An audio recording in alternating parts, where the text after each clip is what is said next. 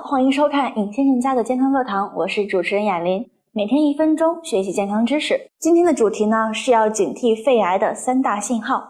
现如今呢，肺癌已经成为我国恶性肿瘤死亡率最高的疾病之一。那么生活中呢，如果出现这3个信号，您就一定要警惕。今天的主题呢是要警惕肺癌的3大信号。现如今呢，肺癌已经成为我国恶性肿瘤死亡率最高的疾病之一。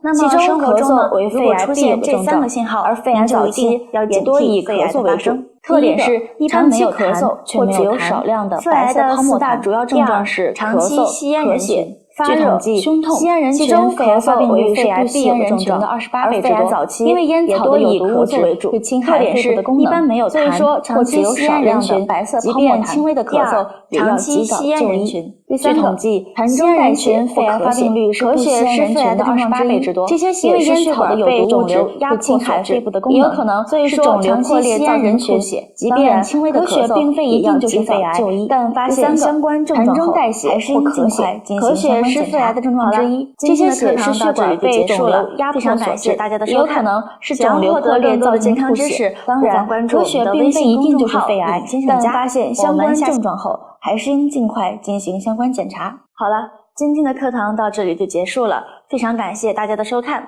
想要获得更多的健康知识，不妨关注我们的微信公众号“尹先生家”。我们下期